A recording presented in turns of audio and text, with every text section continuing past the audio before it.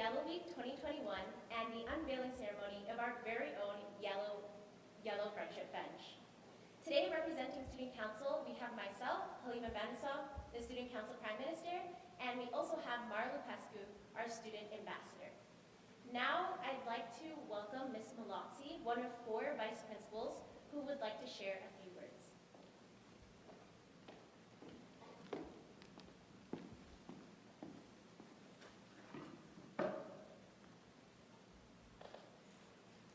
Thank you, Halima and Mara, for inviting me to participate in the school-wide assembly. My name is Caroline Malazzi, a Vice Principal at St. Francis Xavier. I have witnessed the hard work of this year's and last year's Student Council, and this is the reason we are here today. Together we are commemorating the Yellow Bench. Xavier's commitment to mental health is to be applauded. Xavier is no longer hiding. We are all in this together, and I am so proud of you. The Yellow Bench is a symbol of how and why we stand together today and in the future. Use it well. On my school day app this morning, I sent a poster with suggestions of how you can use the bench. Before we begin, I would like to acknowledge the content of this presentation. It is informative and it is educational, but however, it may evoke some emotional responses, and that's okay. You are not alone. You are never alone. In your LMS, you will find a blue poster of how to connect with Xavier staff members immediately or a community agency for support. So at any time during this presentation, know that there's someone there to listen to you and to assist you. For students who are here face-to-face in the school, just talk to your teacher, and your teacher can access a contact list which was emailed to them yesterday. And you will be able to speak directly with your guidance counselor today. If you are working remotely at home, in your bedroom or in your kitchen, and you're looking for someone to speak to urgently, or need someone to listen to you, kindly call the school and dial 0. The secretary will immediately pick up the phone and direct you to a vice principal, where we will hear you and listen to you and provide the support that you need in moving forward. If your matter is not of an urgent need, but you would like to speak to someone, do make an appointment with your guidance counselor through the tiny URL. St. Francis Xavier, I wish and continue to bless you with the very best on your mental health journey. Just remember, you are not alone. Just reach out and be kind to others. March is the virtue of kindness. Take a moment to reach out to one person today and say hello. How was your day? God bless, and enjoy the rest of the presentation.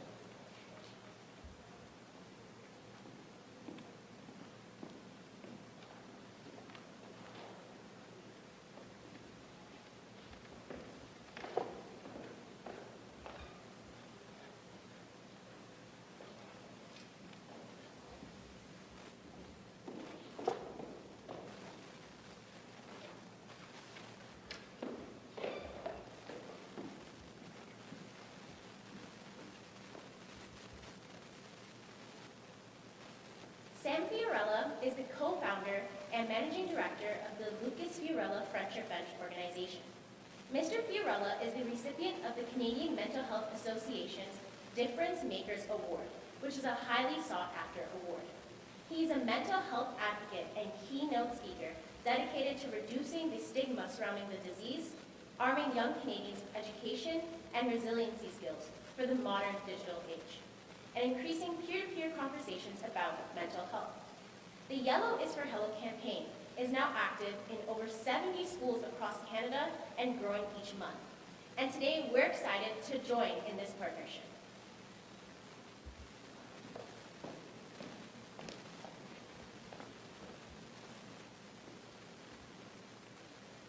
The Lucas Fiorella Friendship Bench and all the work Mr. Fiorella and his organization do is inspired by his son, Lucas, who died by suicide after years of silently suffering from depression.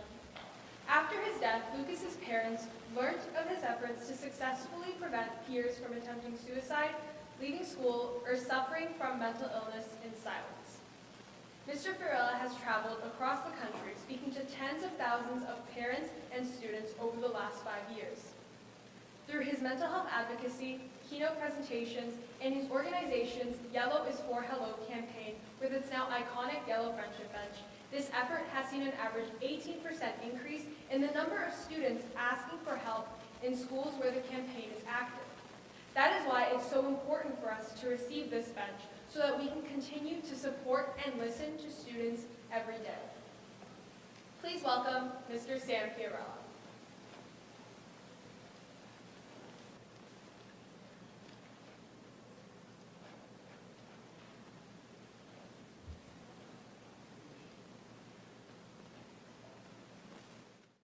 Hey everyone, my name is Sam Fiorella, and I am a parent of 2 kids, one of which I want to talk to you about tonight, and the co-founder of the Friendship Bench, which was inspired by one of those kids. Typically, I am in front of all of you in an assembly, but unfortunately today, given the pandemic, this is the best that we're able to do. But I look forward, things are looking really good, and I look forward to getting in front of you soon for some event in the near future where we can have a little bit more of an in-depth conversation. But today we're talking about the Friendship Bench and the unveiling of the Friendship Bench. But before I tell you a little bit more about that, I want to tell you the background, and I want to talk to you a little bit about mental health. Now, everybody take it easy. I am not going to be asking you guys to give up social media and talking about the ills of social media, although that is certainly a concern today and leading to some of the challenges that we're all having. So that's good. So you can all feel safe. But I do want to talk about what some of the causes of mental health concerns are and why it has been on the rise. I think it's important for me, instead of telling you what not to do, is to tell you what's going on. What have I learned? What's happening out there? And to give you some encouragement that there is help available and that there's things you can do to prevent yourself and your friends from getting into situations that you might not be able to get back out of. So let's start with my son. My son was a typical high school kid, graduated with good grades, got early acceptance into Carleton University, where he started studying robotics, was the life of the party. He was the center of attention amongst his friends. He was the guy always telling the stupid jokes, making everybody laugh.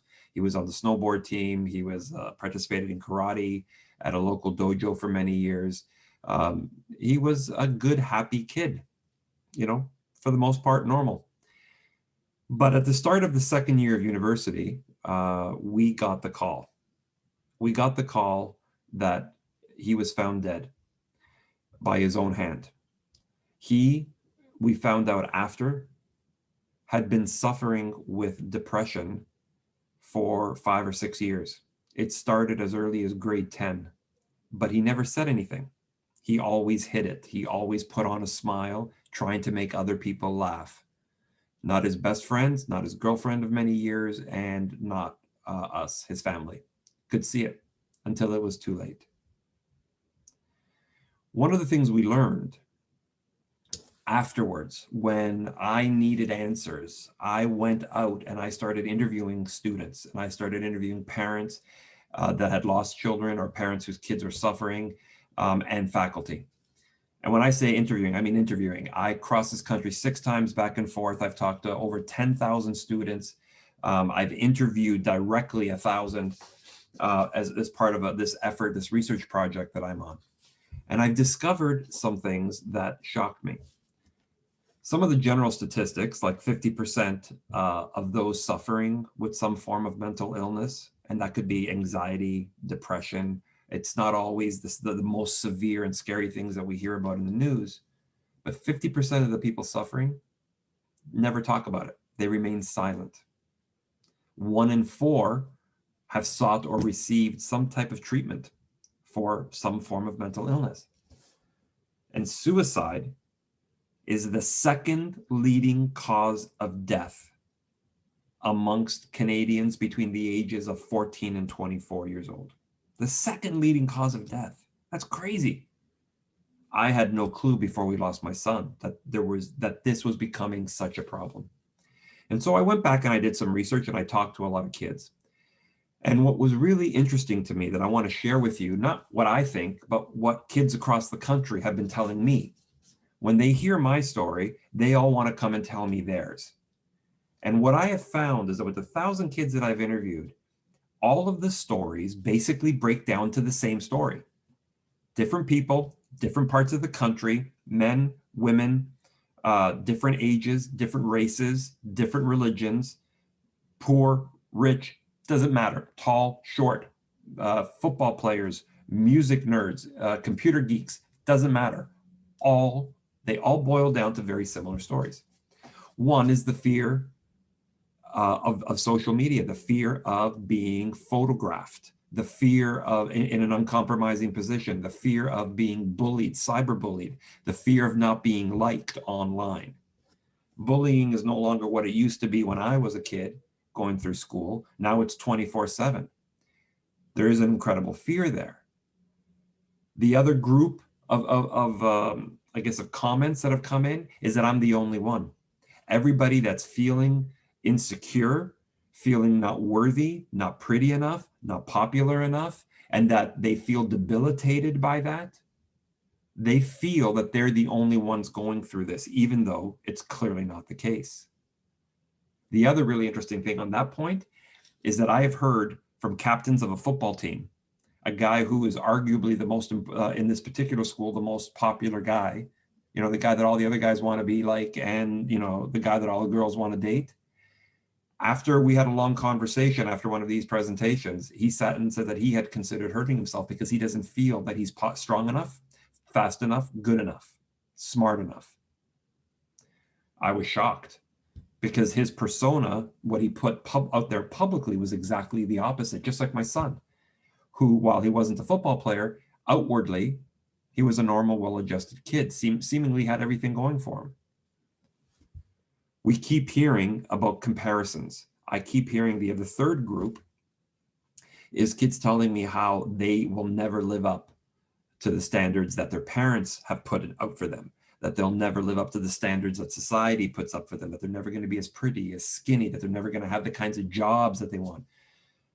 This constant comparison to what other people are putting out there and what they think their life needs to be. And finally, what I'm hearing, again, from people, different socioeconomic backgrounds, is the fear of failure. One of the conversations I had with your parents last night when I did a presentation to parents of the school is that the majority of the kids that I have spoken to say they are afraid that their parents won't love them if they fail at getting the grades that they're insisting upon or getting into the university that they're insisting upon, or that they are that they have this pressure on them that they have to know what they're going to do for the rest of their life, that they got to pick a university, that they have to go to the right university, that they got to pick the right college, and that it's like a one-time shot. I got to get it right the first time. That there is no option to fail. There's no option to do it again. And this incredible pressure that is being pushed down onto your generation is one that we've never experienced. And that's what it all boils down to, I guess, when it comes to this relationship between us parents and you as students. We always say, and I know I said this to my son, I know what you're going through. I've been there. I've gone through high school. I've gone through university. I've gotten my first job. I bought a house. I know. I've had the bullying. I've had the boyfriends. I've had the girlfriends. I've had the fights. I've had my first car. I've had my first job. I've had the stresses at work. I've been through it all. Talk to me because I'll understand. One of my lessons learned in talking to all these students is that we don't understand. We love you. We care about you. We want to know, and we want to help. The problem is we really don't know. So what I'm here to tell you is that I see you, I hear you, I know that what you're going through is completely different. And let me tell you why. One of the things that I did after losing my son is I needed to figure out why are there so many cases of kids suffering? Not just suffering in silence, but just suffering. So I went back and I did some research. One of the things that I found is that up until around 2010, the average rate of suicide or reported cases of mental health issues was on the decline. And somewhere around that 2010, they just did this massive jump. So I said, what happened in that time period between 2010, years before and after, that would have this effect, that would take a suicide rate and a depression rate and an anxiety rate that was going down to just jump and skyrocket? Well, me and my team at my company started doing some research, and one of the things that we found is that is when Facebook, Twitter, Snapchat, LinkedIn all launched. The major social media platforms all launched then. So, coincidence? Right? What I did is I took a look at the number of people that are joining social media platforms and the average amount of time spent on social media platforms. And what that did, like they went up and up and up and up, and then it actually mirrored the same line of reported cases of student anxiety, depression, and suicide. Yep. Now, as I think I said at the beginning, I'm not here to tell you to give up social media. So everybody can relax again. What I am here to tell you is I just want to make sure you understand that this is what's happening. You need the education. You need to know, so that we can work on ways to use social media, but also be safe about it. 65% of students in Ontario colleges and universities over the last 5 years have reported experiencing overwhelming anxiety.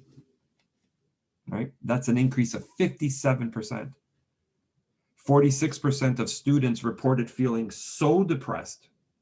46% of all kids in college and university said that they felt so depressed at one point that they felt debilitated and unable to function. That's a 40% increase. And 13% had seriously considered suicide at one point. 1 in 5 Canadians suffers from some form of mental illness.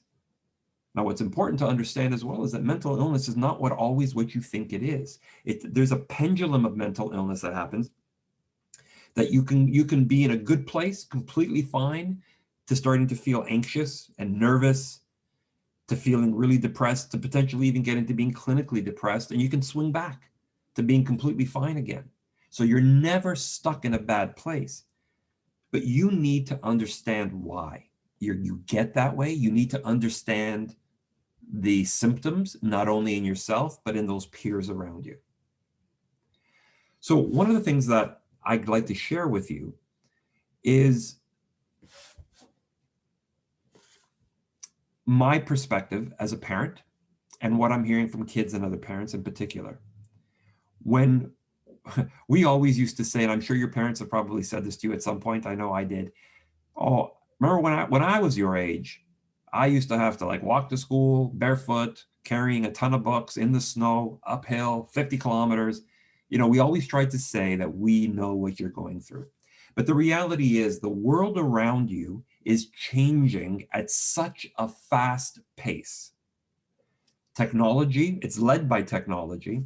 The world is shrinking. The job market is changing. It's more difficult to get into university than ever before. You need higher marks than ever before. And even if you get into a good university, it's very difficult to get a job for the most part. And you're certainly not going to be making $100,000 a year like your parents told you is that you're going to happen, right? We grew up in a generation, boomers and post-boomers or children of boomers, where if you went to school, studied every night, worked hard, you got your first job, you work hard, you become a manager, from manager, you become a supervisor, and you can be successful. There was a straight line. It was relatively simple with fewer external factors changing the game.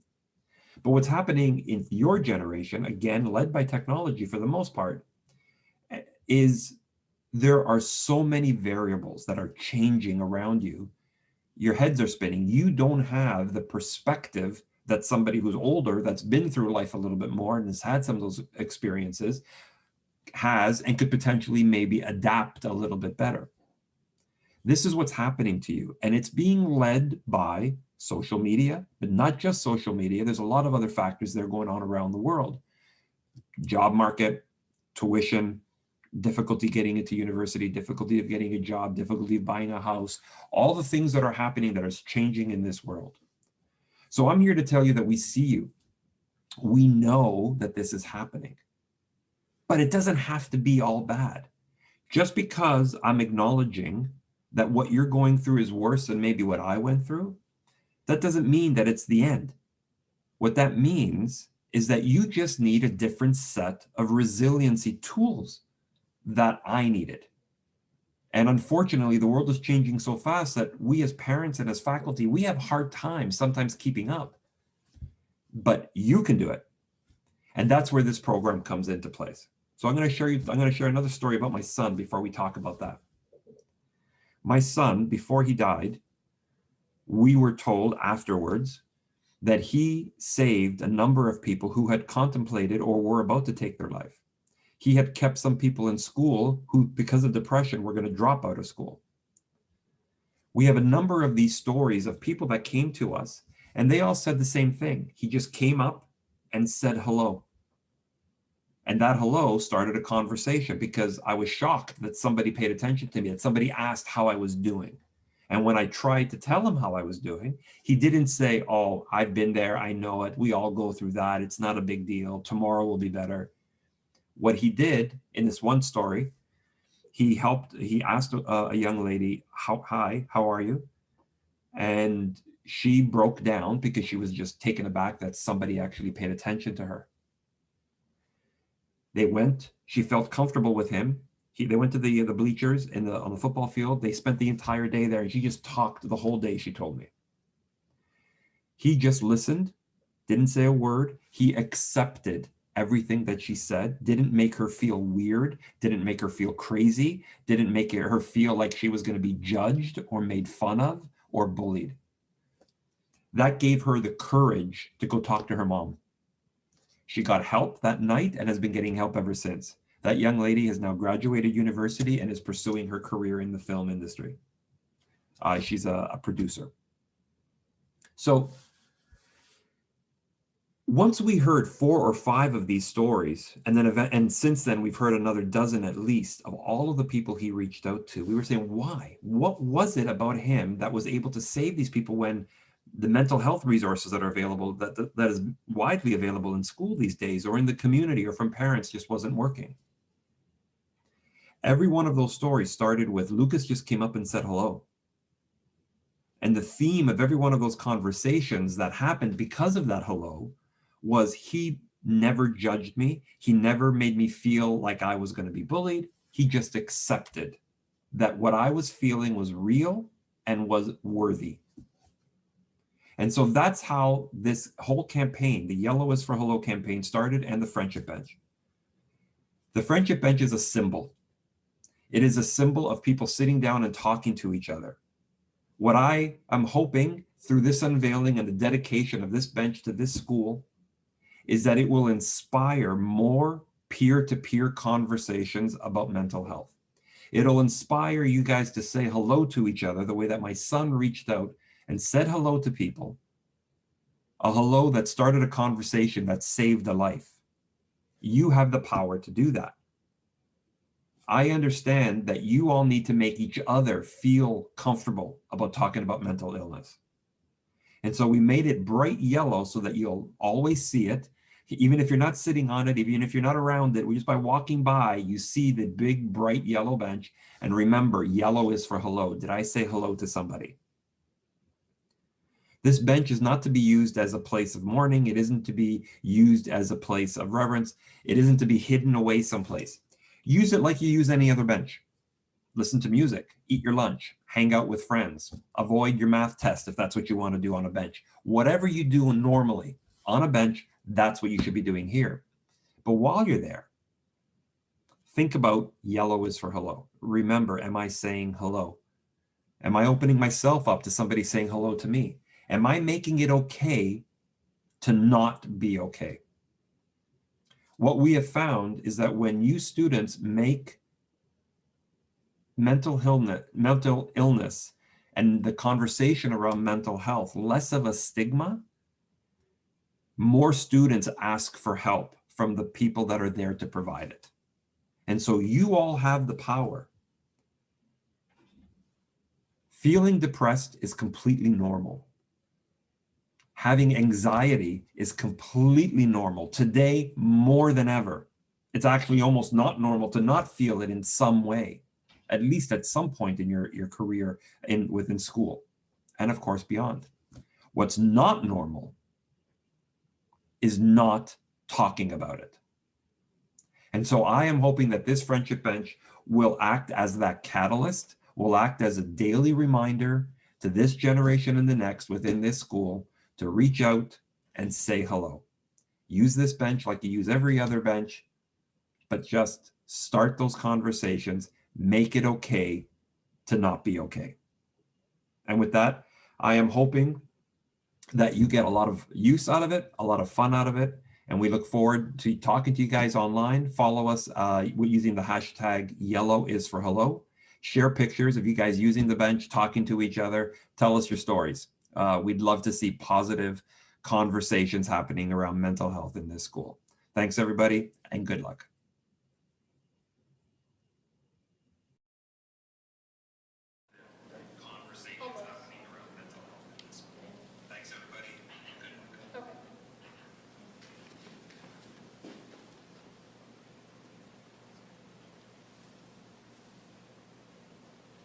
Thank you so much, Mr. Sam Fiorella, for your presentation and kind words. Students, a reminder that if you need to seek urgent support, you can call the school phone number and dial 0.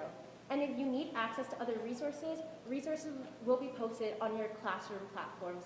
And you can also visit our Instagram page at FXTigers. And now for the moment you've all been waiting for, the unveiling. 3, 2, 1. Woo!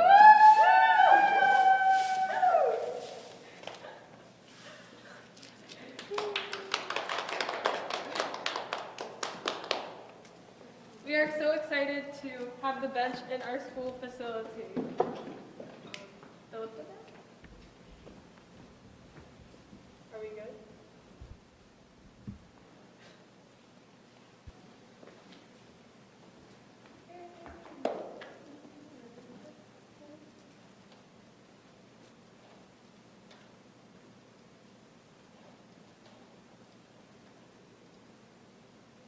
Sir, can I introduce the bench?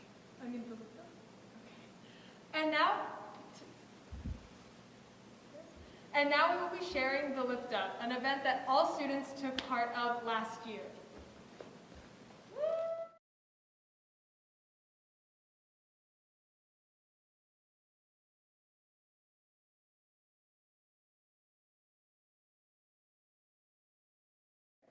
Here, let me just go to the YouTube channel to view our lip dub. Okay. Can I go ahead? Yeah. All right. Unfortunately, we cannot share the lip dub through the live stream, but you can go to our YouTube channel and you can watch the Xavier yellow lip dub. Thank you so much for joining us today.